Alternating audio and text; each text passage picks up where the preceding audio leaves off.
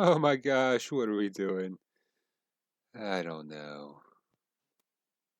Hey everyone, it's Travis Licata, and I am here with another Whiny Parent podcast for Laughing as We Go. I'm here to talk about one of my all time favorite shows, Fringe. I love this show. It is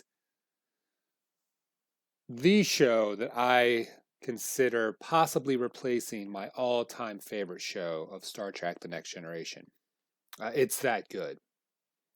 Uh, Fringe came on 2008 to 2013, I believe that's right. Um, and I actually didn't watch the series until after it had already aired, and I was able to one night had friends over, and when you have friends over and you're kind of just hanging out and talking or whatever, having a couple drinks and playing board games, put on a show, and I decided to pick, okay, I've always been interested, so I put on the first episode of Fringe. So this was maybe a year after its run was over, and I got hooked. And I immediately went through the remainder of the seasons, and I have gone back and rewatched this series several times. It is such a fantastic show, has amazing characters, amazing character development, and you just really get attached to the people involved, uh, the feelings that they make you feel, and the crazy twisting story that somehow along the way is all interconnected. Um, so I'm going to go over the pilot episode. So Fringe season one, episode one, the pilot episode. So if you haven't watched Fringe before, I recommend you go watch. It's currently available through the IMDb app. So if you're an Amazon Prime member, that option is available to you to watch. I'm not sure if that's available for other users who don't have Amazon Prime, but that's how I'm able to currently rewatch it. So I rewatched episode one and finished it yesterday. Um, and so I'm going to go over parts of the episode, um, some of the standout moments from this episode, and basically, I'm pretty sure you'll be able to tell how much I love the show.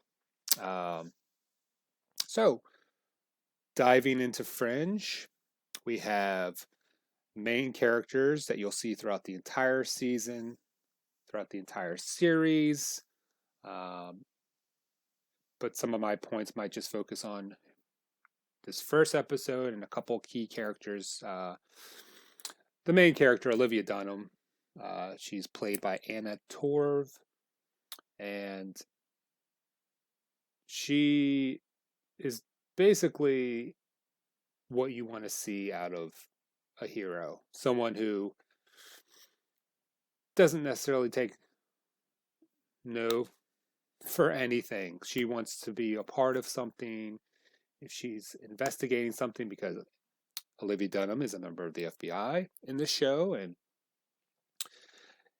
she wants to be a part of whatever she's investigating, and she doesn't feel that she should have to take a back seat to anyone to get that information.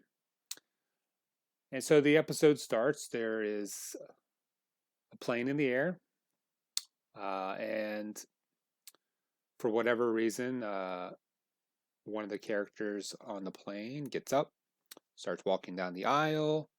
There's a lot of turbulence, and people are kind of nervous and afraid because of the turbulence. And so one of the flight attendants is trying to get the person to sit back down, and he turns around, and it's just chaos.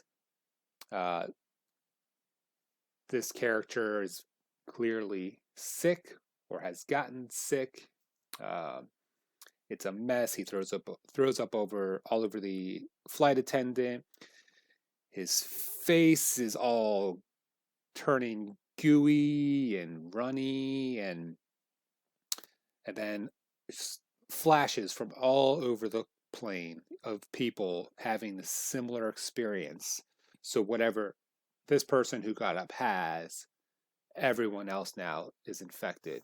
Um, it's a crazy, terrifying scene, and it immediately hooks you in because you're like, what is going on?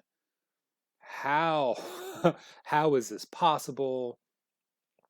And what's crazy is when Olivia Dunham shows up as ordered to the airport, the plane is landed safely.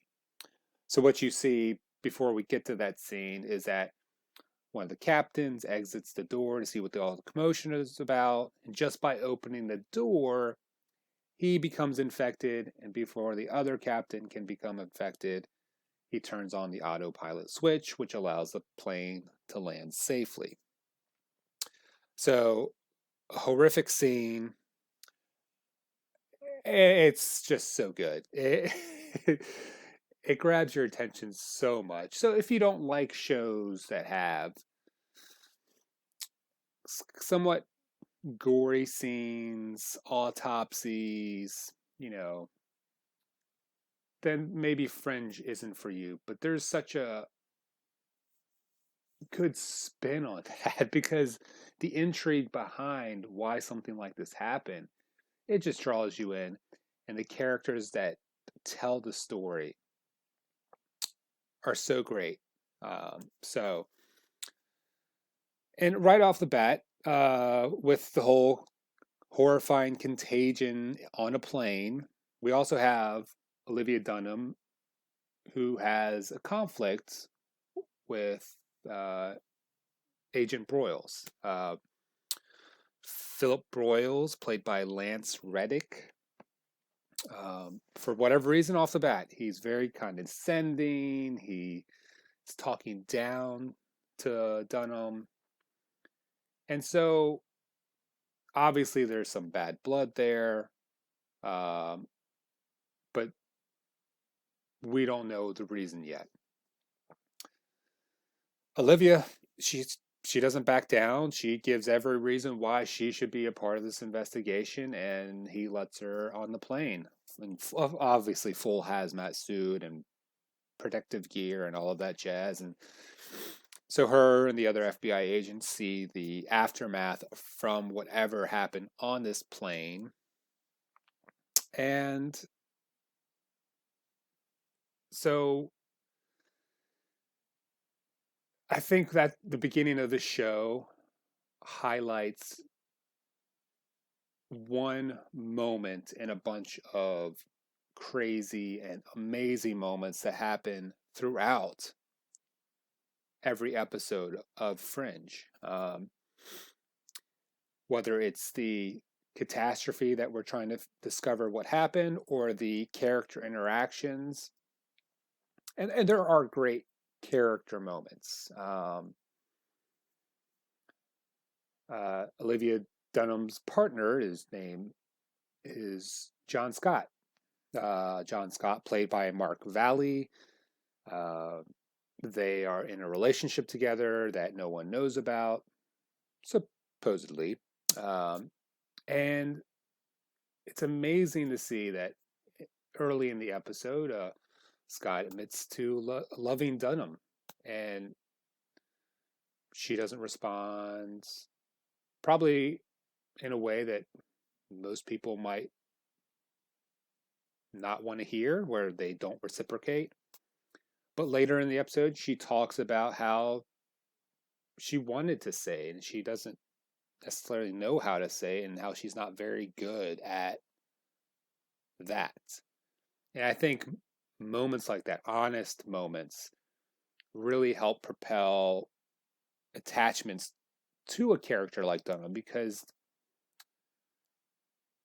like what you see is what you get. You're not there are no she's not trying to be secretive or act in any way that's disingenuous. She wants to be who she is, and if admitting that she's not sure how to react to someone saying I love you, is just being honest and say I don't know how to react to that. I mean, that's just great.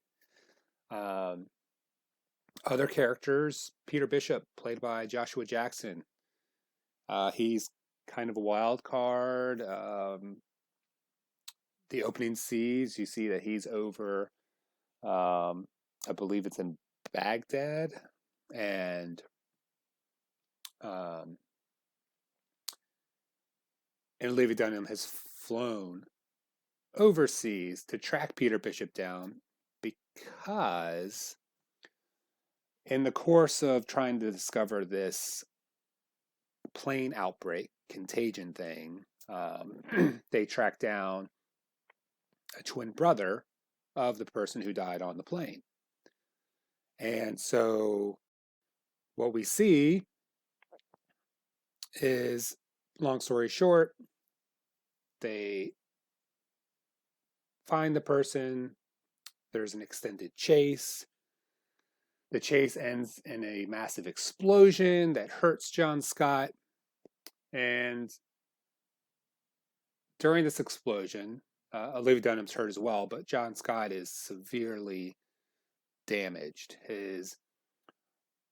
Because of the chemicals that were in this um,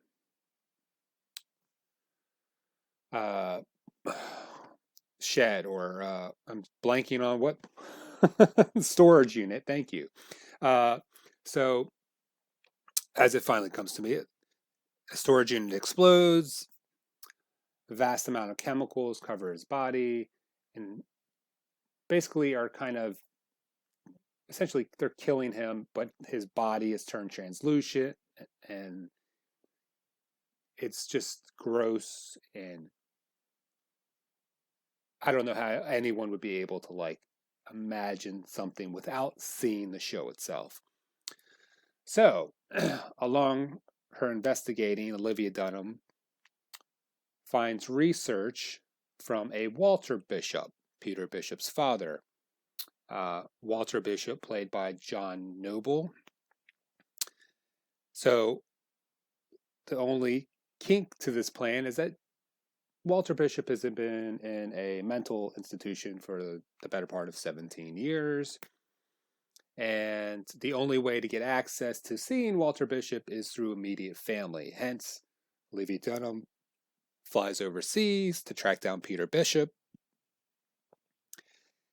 And we are in a unique position to see Peter, who we all learn he's a hustler. You know, he's in debt to someone. And Olivia doesn't know that up front, but she bluffs that she knows just by looking at his demeanor and concern of simply saying, I have your file from the FBI. So Peter Bishop is nervous, and Olivia can see that. And so she threatens him that she needs him to come back to the States, or she'll let certain individuals know his whereabouts. So this is an incredible scene, much like the scene with Dunham and Broyles, because you have, within this one episode, you have this evolution of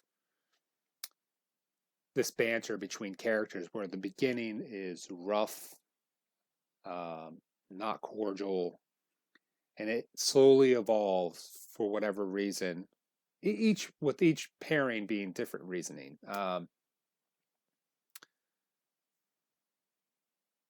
So Peter Bishop gets on a plane with Olivia. They head back overseas, and you can tell when they get to the mental institution to see his father, he doesn't want to be there. He doesn't want to have contact with his father. The relationship is clearly strained, and knowing that Peter's understanding of what his father used to do, essentially making toothpaste and other type of products like that to finding out that he's somewhat of a Dr. Frankenstein doing secret government projects. I think it's a little overwhelming for him, and he just doesn't want to face it.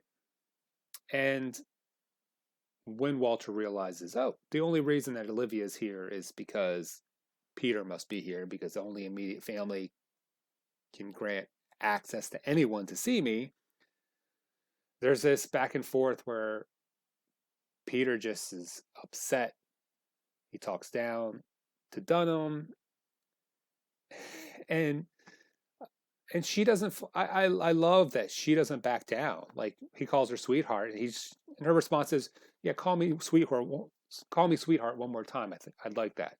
You know, she's pointing out that he's being a jerk, and throughout the course of this episode, as they get to know each other, Peter's understanding Olivia's desperation to help heal John, her boyfriend, um, and on the other hand, the whole interaction with Dunham and Broyles, is Broyles' disdain of Olivia's character, is it all make believe to see what she's made of, or is part of it true, or all of it true, because he's upset that she previously investigated one of his friends and it turns out this friend was a complete nightmare of a person? um, I don't know, but by the time we get through this episode, the fact that Broyles recognizes the type of person and the work put in by Olivia, I think that shows a good sense of character, of a good moral character behind what we saw initially with Broyles. Um, so absolutely likable character there. Um, and so I think these interactions that we see and the way that these characters can relate in a way, because they're each grasping at something to connect to. You know, Peter not sure how to react to his father. You know, maybe there's a desperation to like feel like he wants to flee, which is almost the complete opposite of Dunham, who's trying to do everything she can to secure people close to her to help John survive. So it's really an interesting pilot episode. It's arguably the best pilot episode. I mean, you could argue this. You could argue Star Trek: The Next Generation's first episode. You could argue Lost's first episode. Um, and I'm sure this is just me. Those are three shows I love. But at the end of listening to this, and you want to shoot a comment wherever I share this of what you think might be the best pilot, or what your thoughts are on the first episode of Fringe, please feel free to share. Um, so we've gotten to a point where we have Olivia, Peter, and Walter working together, trying to discover, okay, what were the chemicals included? How do we find this twin brother who is responsible for this?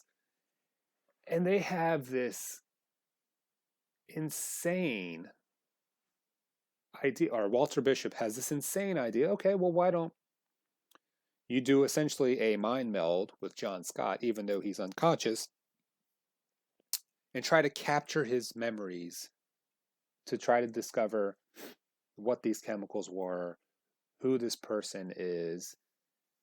And there is no explanation of, oh, this procedure would work because this, and this, and that. one of the best things about this show is we have characters who are geniuses. They don't have to define why they're geniuses. They're just geniuses. So when they tell you something and give you a basic understanding of how the procedure works, not necessarily how the overall process goes through, you know what I mean? Like where, oh, we're going to plant this thing at the base of your skull, which will connect to John Scott in a similar fashion, and then this connection will allow you to share a dream state. Okay, but there's no other technical specs that they give, and I like that. I don't. I just want to follow the story. I don't need a little side route that's going to tell me each step of the way of how this procedure is supposed to work. No, you just say boom, boom, boom. There we go. Okay, let's keep going. Let's keep moving. And I think that's one of the great things about this show is that they don't beat around the bush. They just tell you what's going on. As a viewer, you're basically understanding that, okay, that makes sense. They're talking about it in a way that they understand, so I understand what they're talking about. It's this simplicity of explaining things that really works for this show. Um, so I don't know. Is this show a horror sci-fi show? Is it just a sci-fi show? It's fantastic. Um, I'm trying to think of other moments in this show that really stand out. Um, so we talked about the transition of the relationship between Olivia and Broyles, and then Peter and Olivia. And Peter and Walter is also very interesting because you would think by the initial meeting that viewers have with Peter, there's not a chance that Peter wants anything to do with his father, wouldn't be able to reason or listen to his father, try to reason about anything. He can't stand the sight of his father, but he has to stay with him and essentially watch him struggle with reality outside of a mental institution. And along this road that they're on, he begins to see his father working to help Olivia. And he sees this brilliance that his father exudes by doing these crazy experiments and seeing that the intellect is still there despite having like this nervous twitch of holding on to his wrist and hand and clearly getting easily frustrated. His memory, there's a lack of coherence some of the time. And by the end of the episode, you see a Walter Bishop that's very aware of his past 17 years in that mental institute. Um, and he doesn't want to go back. And towards the end of the show, there's a scene where he's in the back seat of a car with Peter, and he has this such an even keel tone, and despite such a calm demeanor, you can tell he's desperate to avoid being sent back to that place. And as you listen to him speak, you're watching Peter react, and you can see that Peter is starting to realize how much this means to Walter as he's listening to his father talk about not sending him back. And you see this sense of humanity or I don't know what's the best way to describe it, but you see Peter understand what his father has been through, and you understand the pain of not wanting to be sent back to a place like that where he struggled, he was trapped and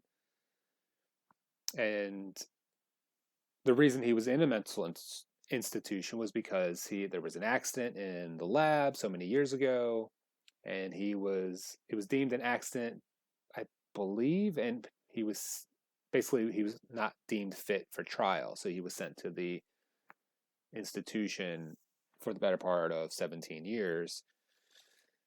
17. As I'm thinking about that, I wonder if that's why I use the number 17 a lot for everything. Um, when I joke with my wife when we play Carcassonne and she has a million cities on the board, I usually always reference, I'm thinking about that now, I usually always reference a number of like, oh, you have 17,000 cities or 17 million cities. And I wonder if that's because I get that from Fringe and Walter's repetition of saying he's been in a mental institution for the better part of 17 years. So I wonder if that 17 comes from the show, and I wonder if that's why I use it so often. Uh,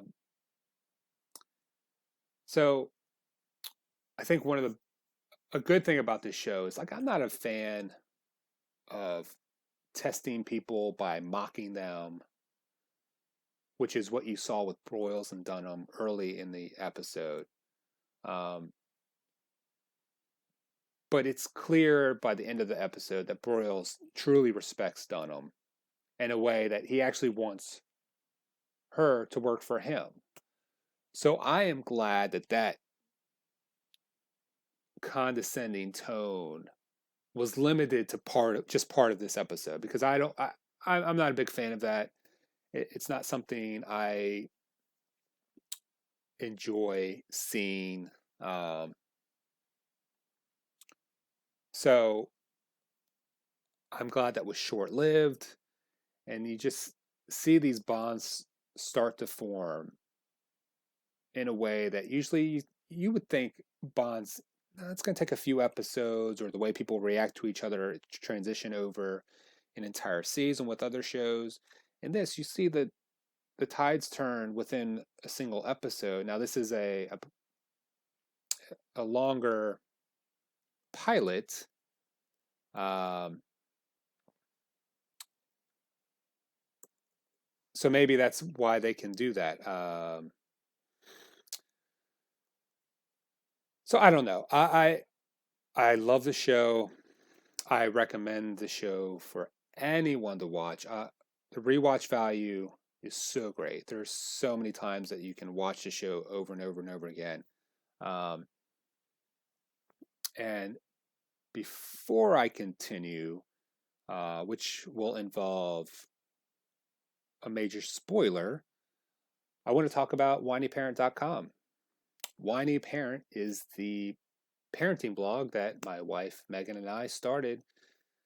We share our parenting adventures and struggles, and we are having fun sharing parenting tips, things that have worked for us, things that haven't worked for us with regards to raising our own children. We share date night ideas. We share, the occasional cocktail recipe. And, we really just hope that Whiny Parent is a source for other parents to come for content that they can connect with and maybe find relatable, and hopefully have a laugh here and there. So head to whinyparent.com, follow our blog, and you can also find our pages on social media, mostly at Whiny Parent. So that would be at WINEY Parent. Okay. Fringe major spoiler warning. So, if you have not watched Fringe and you do not want to be spoiled whatsoever, stop listening now. You've been warned. There's a good chance if you start episode 1, you're going to want to binge through all 5 seasons before you come back here, and that's okay. I actually encourage it. Fringe is phenomenal. Last warning, major spoiler, no coming back. Ready? Okay. Here we go. John Scott is the bad guy. I remember watching this first episode, and the moment the turn happens, where we realize there's some level of corruption or unknown thing happening, and it's John Scott. It's crazy. Um, Getting to that point, you know, there's a twin brother who just happened to be the creator of a contagion on a flight at the beginning of the episode, which means he killed his brother who was on that flight. In tracking down this twin brother, John Scott is caught in an explosion that transformed his body in a way that will eventually kill him without a cure in a short period of time. And his skin is translucent and gross looking. So the whole point of getting in contact with Peter Bishop is to get access to Walter Bishop, who needs immediate family to sign him out of the institution. He's been locked away for the better part of 17 years. 17 years. The whole point of getting Walter Bishop out is to discover how to cure John Scott's condition, which means they need to identify the chemicals involved in the explosion. The entire episode is about saving the one man who is the betrayer, the bad seed. Like, I'm going back to the first time I watched this and just being like, holy crap, really? He's the bad guy? It was something I just didn't understand. And I loved it. For some reason, I felt like there was so much more to the story. And trying to understand how that this happened. Like, how do we get to a place where the pilot episode is about this one dude and that dude is a bad guy? It's amazing television. I love this episode. The pilot episode is fantastic. It segues all of these different points throughout the show, and it just takes off for the entire rest of the season to go. And it allows for the series to continue for 5 seasons, 100 episodes in total. I think some of the great things about Fringe, connecting the dots is huge. With this episode, it's continuing the storyline down the road at some point where throughout this entire series, you'll see elements in one episode that might not necessarily pop up in the next one, but maybe a few episodes later. And this show's great at answering questions. Yes, there are always additional questions, but I feel like something that this show did probably better than a show like Lost, which I love, was answering more questions. Lost was great about discovery and answering some questions, but I always felt like there were 10,000 more questions after discovering one answer. I'll have to rewatch Lost, and maybe that's something I can do a different time. But for right now, Fringe, with regards to connecting the dots at some point throughout the series, throughout a season, throughout an episode, answering questions of what's going on and how to solve a mystery or solve a crime. The creators behind the show done a fantastic job. And essentially what you'll get to learn later on in this season is explaining a person's motives, like a John Scott, where you learn about Scott's shady background in those future episodes. So you get to kind of discover, okay, what was all the fuss with making a pilot episode about saving someone who was ultimately bad? So you get to see that play out and discover why that's the case. So this is such an entertaining show. I think if you haven't watched Fringe and you watch the pilot episode, I think you're going to be a big fan. Now, again, with the whole gory scenes and the gross scenes and the autopsy sequences where they're which Walter Bishop playing with brains or internal organs or making incisions and all of this other stuff. Um, if that stuff doesn't bother you, no problem. I would relate it to a show like Bones. Has similar scenes, and Bones has lighthearted moments. Something I'll say about Fringe. For a dramatic, action packed sci fi horror type show, they really land a ton of humor. It's great. It's a show that will land jokes and expressions perfectly. And it's just the littlest of things of the interactions between these characters that make them so much more lovable. There's just something that connects you to these characters because they seem down to earth, despite being a superhero like FBI agent who doesn't take no for an answer. She takes charge. She wants to find answers. To Walter and Peter Bishop, the father son genius duo, to uh, Agent Broyles, who really turns into this, not a necessarily a father figure, but he's someone that turns into someone that you can depend on, someone you can trust, uh, which plays a big role in this series as a whole.